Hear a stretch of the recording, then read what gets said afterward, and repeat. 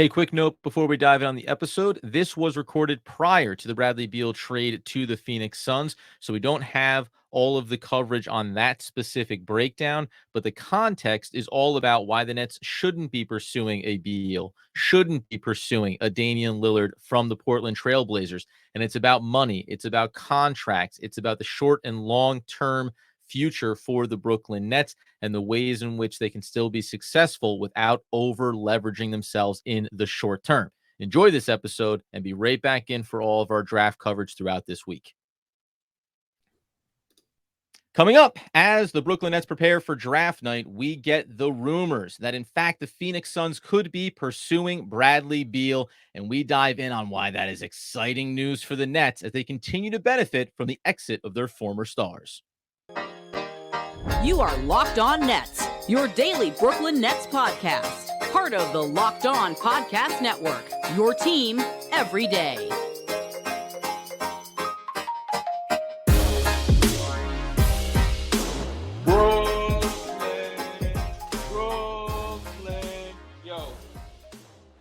All right, welcome into the Locked On Nets podcast right here on the Locked On Podcast Network. It's your team, the Brooklyn Nets, every single day. Over there, you're going to find Doug Norrie, owner-operator of DFSR, for all your daily fantasy sports rankings from DraftKings to FanDuel. He's got you covered. I'm Adam Arnrett, breaking down the New York Football Giants on the One Giant podcast. We thank you for making us your first listen of the day. We are free on every great platform. And tell you today's episode is brought to you by Prize Picks. First-time users can receive a 100% instant deposit match up to $100 with promo code Locked On.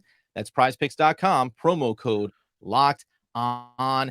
And Doug, honestly, after the Nets traded away Kevin Durant and Kyrie Irving, we closed the chapter of that era of Brooklyn Nets basketball. And then it comes right back in, and it turns out there's still more juice coming out of that orange. Oh, look, I mean, at this point, the Nets futures are tied. The Nets future is tied to a couple different teams now. I mean, I know KD is not on the team anymore, but the Nets, part of the Nets, like sort of just like future draft capital, is tied directly now to the Suns. And I hate to be in the let's root against specific teams category here, and we're not rooting against specific players, but it is worth it to follow the machinations of the Suns going forward here, because what they owe Brooklyn in future drafts, which is, a number of picks in this year they're going to get one, and then 25, 27, 29, and a 28 pick swap. Like, it's going to help the Nets if there's pathways for the Suns to be bad.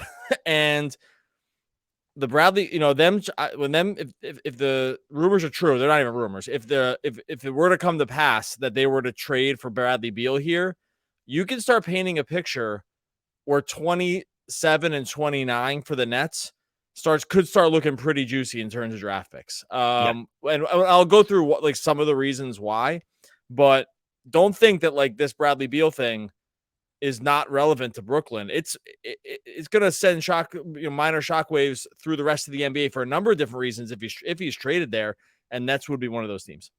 Yeah, and throughout this episode, we're going to talk about how this impacts the Damian Lillard situation and how all of those situations tie back to Brooklyn and what happens here. But you're right. When the Nets made the trade with Phoenix, that was a new owner coming in, wanting to do the thing that the previous owner was unable to accomplish, and being willing to give up a player like Mikal Bridges, be willing to give up 4 first-round draft picks to get that done, and Cameron Johnson.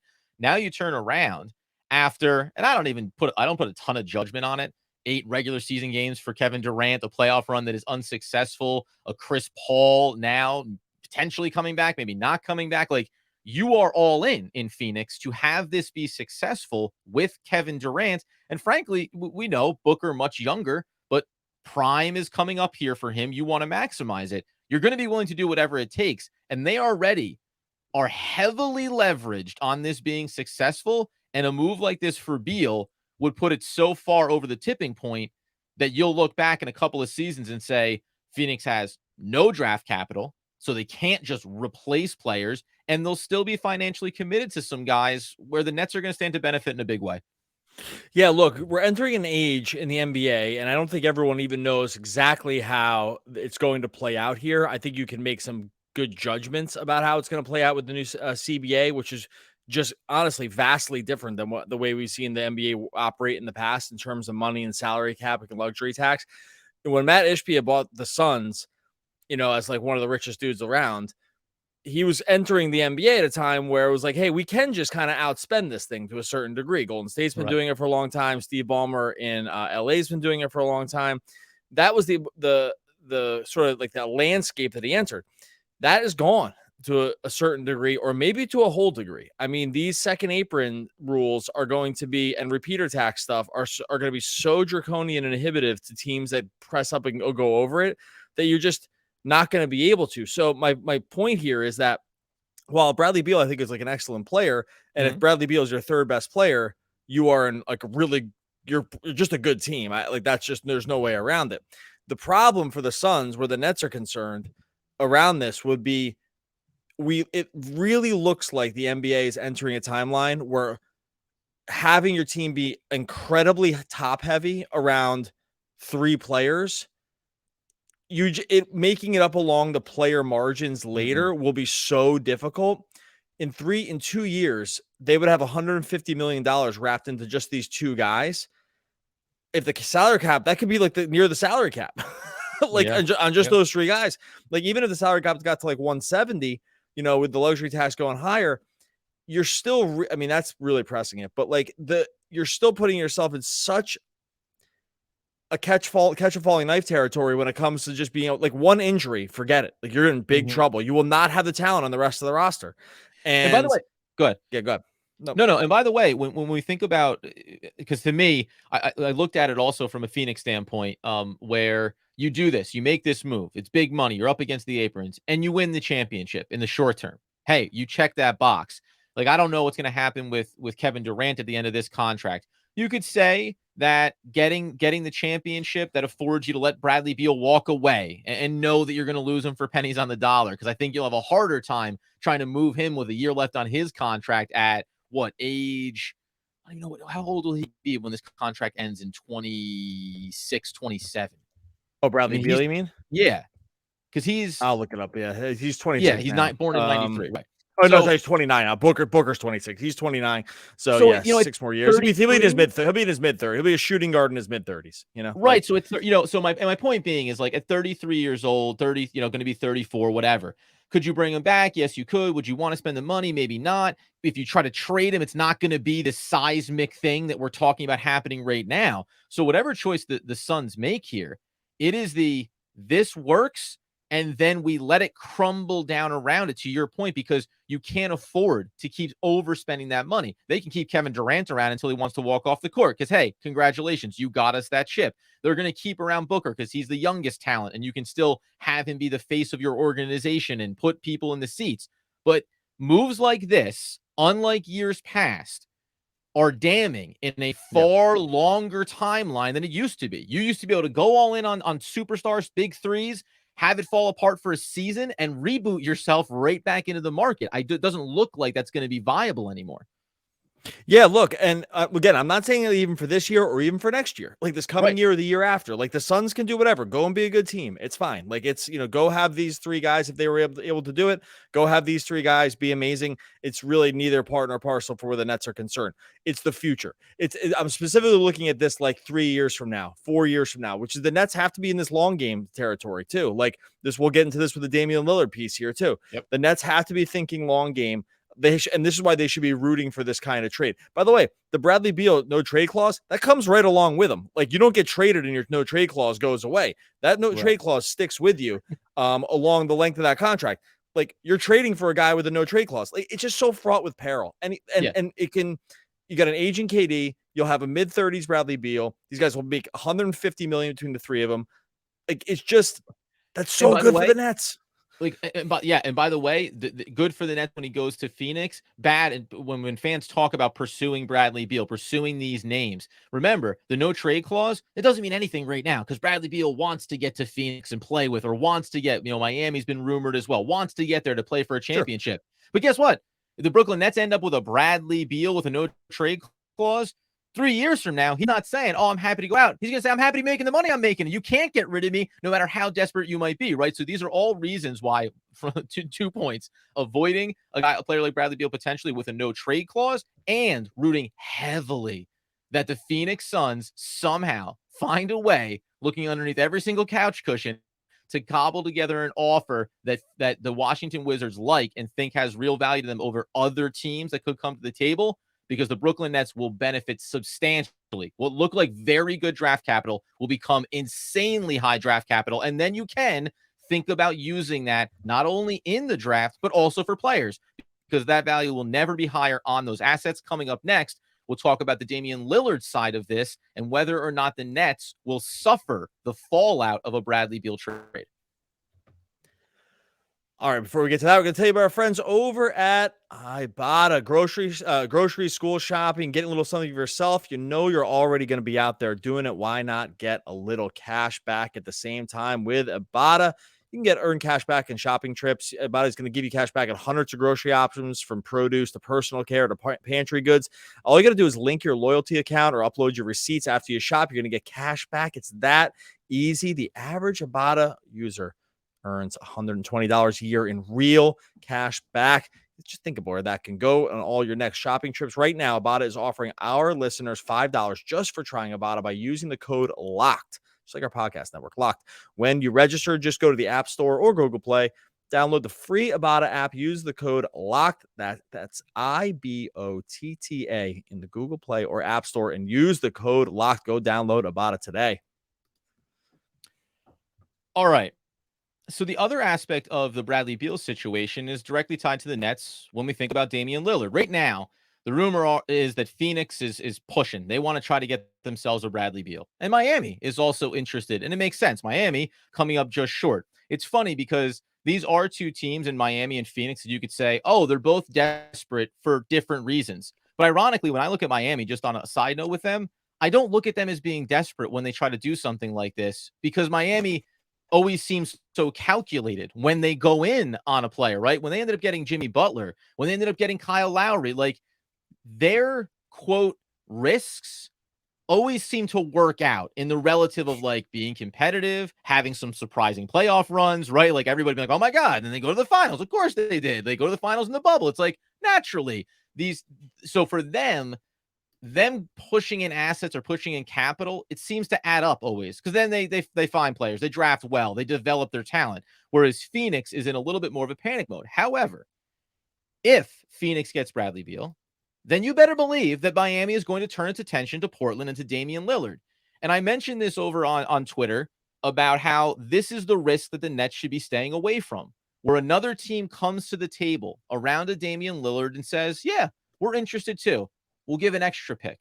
We'll give an extra player. We'll give a player that's a little bit better than we would like to, but we want to make sure we get this guy. And all of a sudden, the theory that the Brooklyn Nets could end up getting a Damian Lillard for, 65, 70 cents on the dollar because Portland wants to move on, they end up in a little bit of a bidding war to whatever level it rises to. You could still look at it and say, didn't have to spend nearly as much as you should have on Damian Lillard, but you spent more than you wanted to. That to me is the fear that I would have if the Nets continue to signal we want to be in the Damian Lillard conversations. Yeah, like I don't even know how much they've signaled it. I mean, we've like sort of presupposed it. I don't know if there's been tons of signaling throughout the Marks era. It's been mostly this stuff speculative. It's speculative, and it's all these guys are really close to the best. This is a pretty locked up front office, but it's been reported that the Miami would be in on Damian Lillard here. He already said that would be a team that he would think about going to. He just said the Nets in the same sentence, but clearly Miami should be much more motivated. They have a championship window now. That would have been like the exact guy they needed against Denver, right? Like an on-ball scorer, like literally the exact guy. I can't think of many better players that would have fit into the system that they were trying to run there, and like just what they desperately needed offensively down the stretch and in the finals. So clearly, like they could tell themselves the story. For me, great. Have these teams get in the betting war. Have them bid it up. I hope they want them, because that makes sense for that team to go get Damian Lillard. As we've said many times, and when Damian Lillard comes to net, I'm sure this is all going to get thrown back right at us. But we've said many times that we just don't think the Nets should be in the Damian Lillard sweepstakes. It's not an anti-Lillard thing.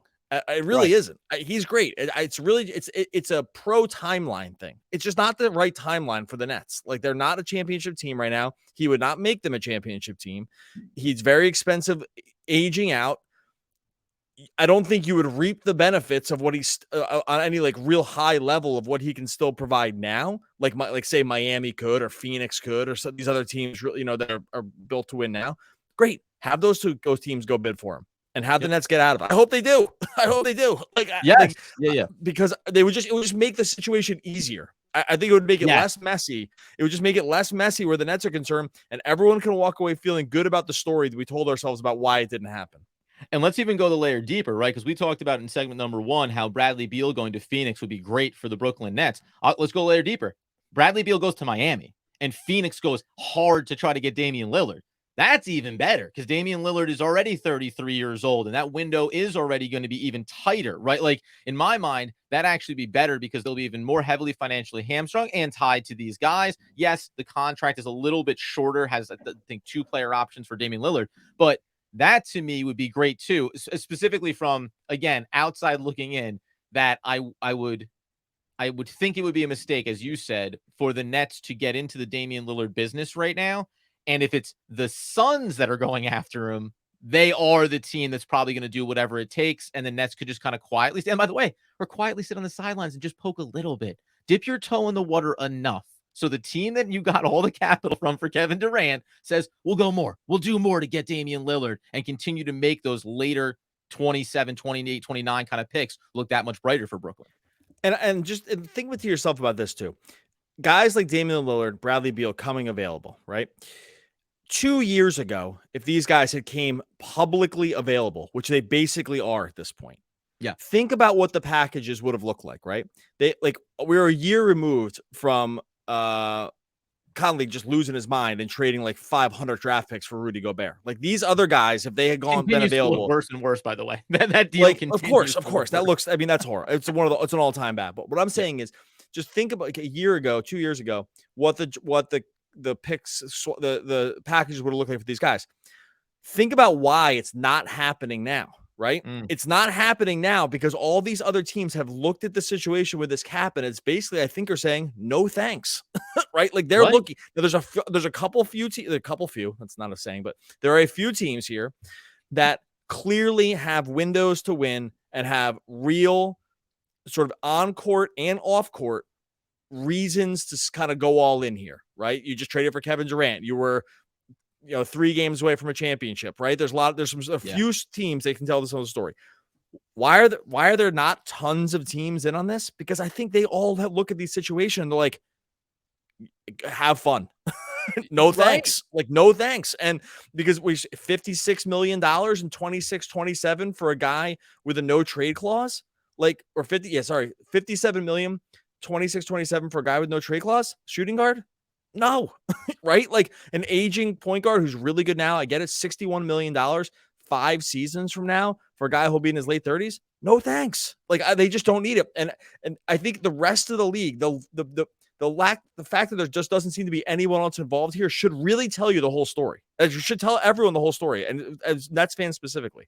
And by the way, it's like, this is starting to push in the direction of the way the NFL operates, right? The NFL rewards teams for building through the draft. You want to replenish younger players, team-friendly contracts. We can debate whether or not that's good for the individual player, right? You look at the NFL, it's not good because there's no guaranteed money. And this is bad. This is bad for the middle class. There will be no more NBA middle class. It's going to be it's going to be bad. No doubt about it. Right. So there's that side of it, which is a completely separate thing. And we'll probably talk about in the coming season, the next couple of seasons, about how this has changed the landscape for NBA players at every single tier, let alone at the superstar level. But coming up here in a second, I'll give you few reasons why the Brooklyn Nets should also not want to get into these waters as they continue to prepare for the draft. There is fallout. There is a second step that you have to take if you get a Beal or a Damian Lillard. I'll explain next.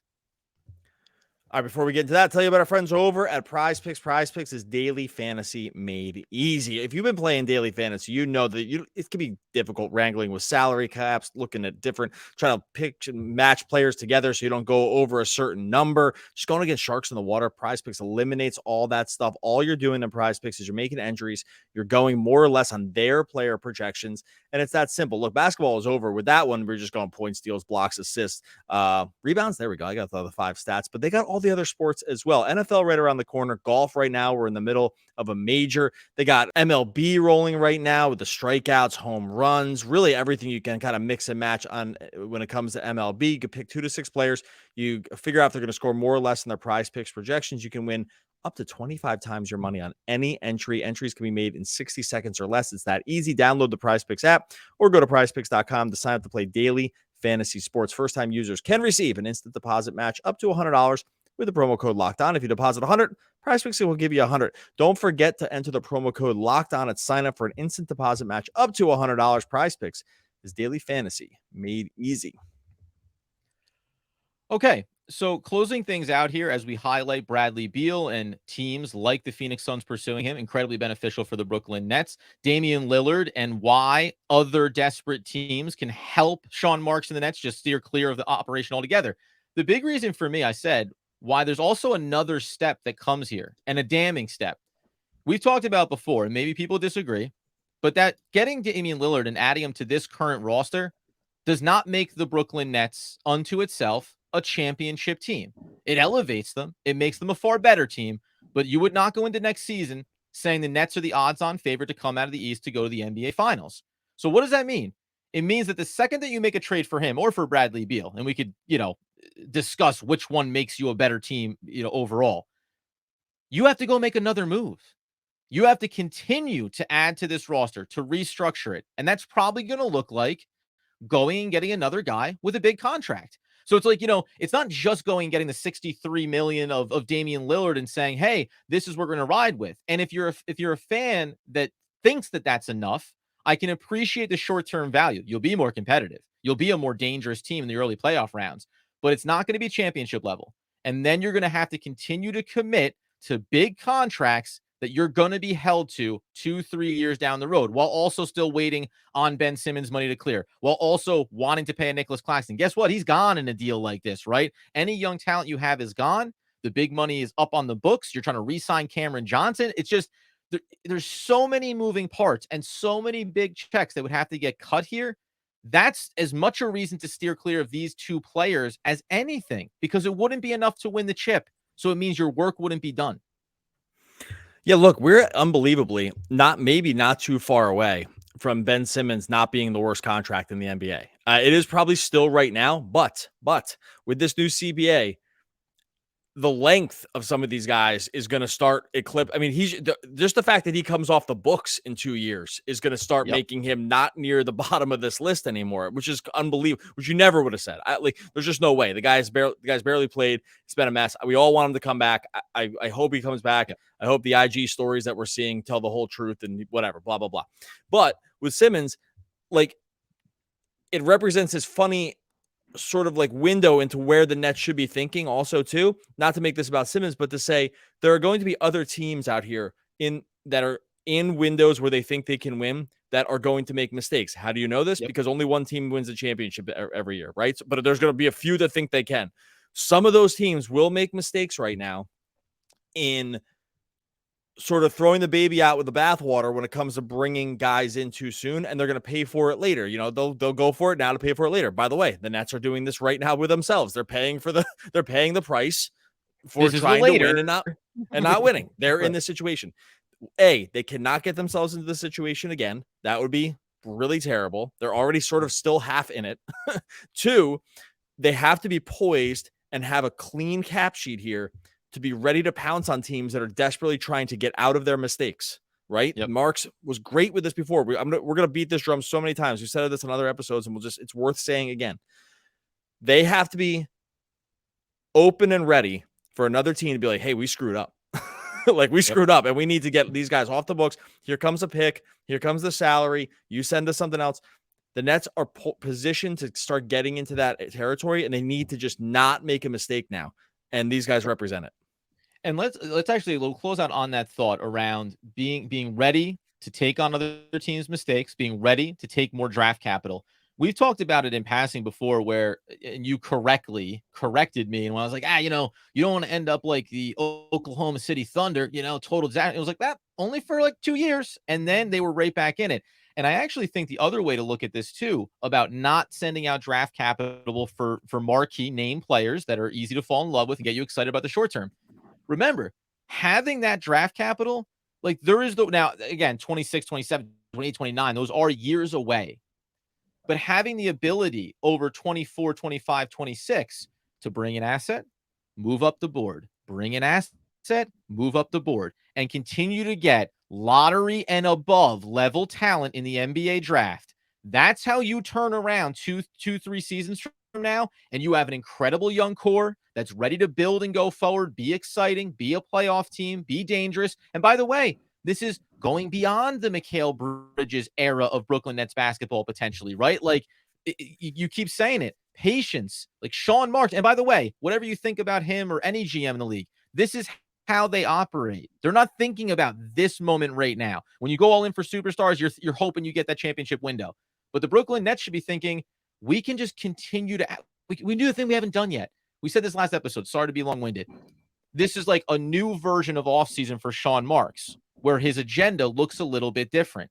It can lead to a new era with him as the GM or whoever, where the Nets have high-level young talent. They've never had that in the Sean Marks era. They have never had 3 or 4 players under the age of 24 who were all looked at as being top-level prospects that could help this team go into the playoffs. That's what they want to, what every team wants to accomplish, is to have a young core that you'll pay and build with over a decade, not having to swing big, maybe miss, and then try to recalibrate on the fly. And look, the one wrinkle, of course, with this is they don't have their own draft picks, and it's all the pro Lillard and pro be good now guys and gals have the little back of their hip pocket. Like the one thing that pokes a hole in what you just said, and I agree with basically everything you said, is that the one hole here is that they don't have their own picks, so they can't really do it. So this is like the why not just be why I'm gonna poke a hole in that other argument too here. Why not just be good? I get it. I get the part where they don't have their own picks, so they might as well keep doing. What I'm saying is eventually they will get them back, and two, there's still more to benefit by having this team be clean now than it is to just try to win because Houston has your picks. That is not the right philosophy. Like the philosophy should still be make the right moves and allow other teams to come to you with their problems rather than just have some of these older aging guards that are making tons of money later when you could get back into the realm of just getting these things back, or just leave yourself open to like maybe getting the Houston stuff back. I don't know. You just don't leave yourself those outs when you mess up your cap sheet now, right? Yeah. Like you'll have no outs. You'll be in these teams that are desperately trying. By the way, why are these teams trying to get rid of these guys?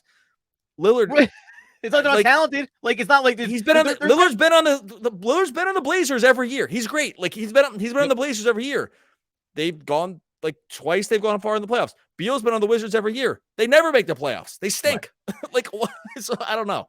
And the taking of back contracts, by the way, and negotiating your way through and getting draft capital. The one way that you mitigate not having your own picks is having so many effing picks that you can just package them together to get where you want to be, right? And that would be, I think, the hole poking back in the hole poking. And by the way, there's 1,000 different ways to look at these scenarios. So it's not, I don't think Doug and I aren't sitting here telling you, it'd be lunacy to do this thing. We would disagree with it strongly. We would think that it would not get you where you want to be, being a championship level team. The fact that our path takes longer to get to the destination, I get it. I get why there's frustration there. We're talking about driving cross country instead of taking the flight. And that's not easy to do when you come out of an era of basketball where you were supposed to be flying to the championship and instead you broke down right on the side of the highway in New Jersey. Like it didn't work out. So you end up wanting to then say, I was on the commercial flight, get me the private jet. No, you actually have to say, we're going to go ahead and take the steady approach, get where we want to be in the end, and do it the right way. Do it the smart way. That's how I feel about it. And we'll continue to break this down as we, ironically, kick off draft week with everything but draft week. We know we're going to get into that too. Man, there were so many trip metaphors in there that I kind of lost. I kind of lost. We were going cross country, but then we were taking the flight. I think we hopped the train at some point. Okay, listen, we got a ton of draft stuff. Exciting news. You can tell them right now. Like we got some cool news coming here for Locked On Nets. Go ahead and tell them, and then we'll kind of close this thing out. Oh yeah, almost completely forgot about the fact that guess what, friends? yours truly is going to be at the Barclays Center on Wednesday and Thursday night for the NBA draft as a credentialed media member. I'm going to get to be in the rooms, hopefully interviewing a handful of the prospects, maybe getting in touch with some of the people around the Nets organization. Whatever we're able to do, whatever inside extra information and just that next level of access that we can provide, I could not be more excited to be doing it. Doug's going to be helming the wheel from afar and making sure that all the network boxes get checked for us. I'm ecstatic. I can't wait.